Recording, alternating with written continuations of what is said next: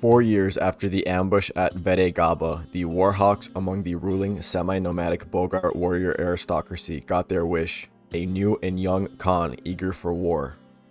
The previous Khan Vinech had been killed by his own people for following up the massive Bulgarian victory at Vedegaba by suing for peace with the Roman emperor that managed to escape.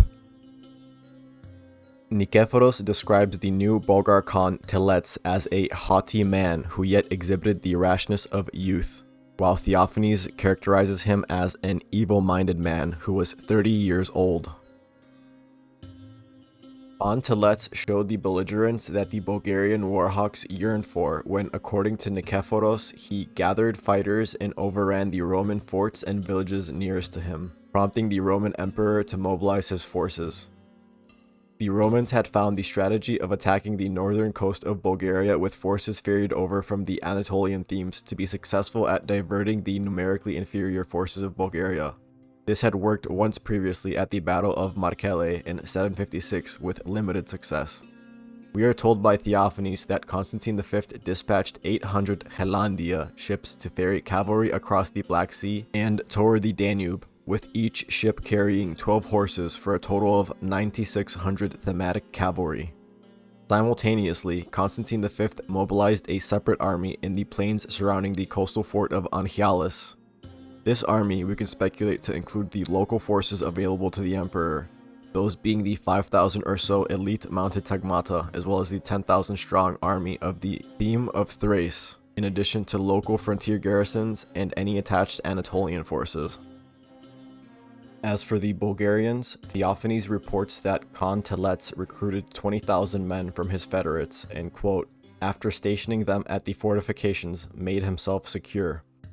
The Romans have a consistent track record of inflating enemy troop counts for over 1,000 years, so the suspiciously large and round number of 20,000 men recruited from the Slavic federates is, in my opinion, likely closer to maybe 12,000 men, of which, as Theophanes mentioned, many probably were attached to the garrisons of the coastal towns and cities to prevent the 800 Roman ships from plundering the core region's civic centers. Regardless, the early Bulgarians during the 8th century were usually limited by logistics to raising a maximum mobile campaign force of around 8 or 9,000 Bulgar cavalry and a roughly equal amount of Slavic infantry. Due to the massive plunder of weapons attained from dead Romans, as well as a growing internal production, both the Slavs and Bulgars had a consistently growing heavy infantry and heavy cavalry military component, respectively. Not only this, but the total available manpower and reserves grew with the population for both Bulgars and Slavs, while also the high discipline and organization of the Bulgar military permeated into the Slavic military tradition.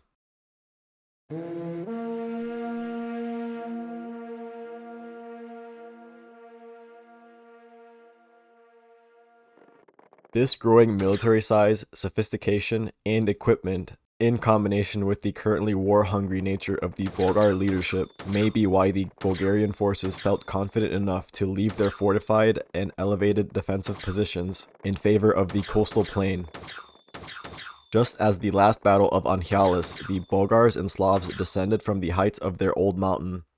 This time, however, the Romans respected the capabilities of their enemy and maintained proper defensive procedures.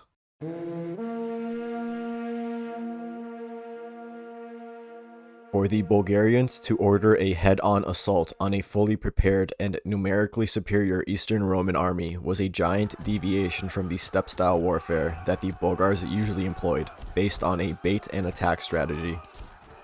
Around 10 a.m., Bulgarians descended from their elevations to meet the Romans outside their fort. Whatever initial skirmishes took place quickly descended into a full clash aimed at breaking the dense Roman lines. Surprisingly, the Bulgarians, who were novices at this type of combined arms pitched warfare, displayed high competence, causing a great slaughter of Romans during their long assault. However, the defensive advantage, heavier armor, and higher proficiency of the Roman infantry was too much to overcome. The Bulgars and Slavs took debilitating casualties that disintegrated their formations and forced the Bulgarian army to rout, leaving the battlefield and victory trophies for Constantine and his Romans. This was by far the most significant damage that the Romans had inflicted on a Bulgarian army. In the only other Bulgarian defeat to the Romans 7 years prior at Markele, the Khan's army was able to strategically withdraw with minimal casualties.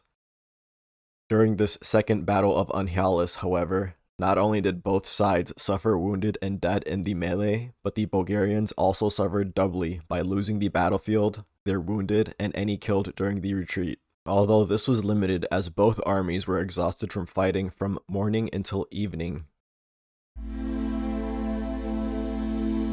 When the Romans and Bulgarians met on the battlefield in their previous major battle at the ambush of Veregaba, the Bulgars were greatly displeased with the peace-seeking actions taken by their Khan after the Bulgarian victory. As a result, he was killed by his people, and the new Khan Tletes was raised as leader. Now that Khan Tletes had been decisively defeated by a Roman army, handing the Bulgars their first major defeat in this ongoing conflict, the Bulgars displayed the same brutality and aversion to weakness when they gathered and lynched Khan Tletes for his failure.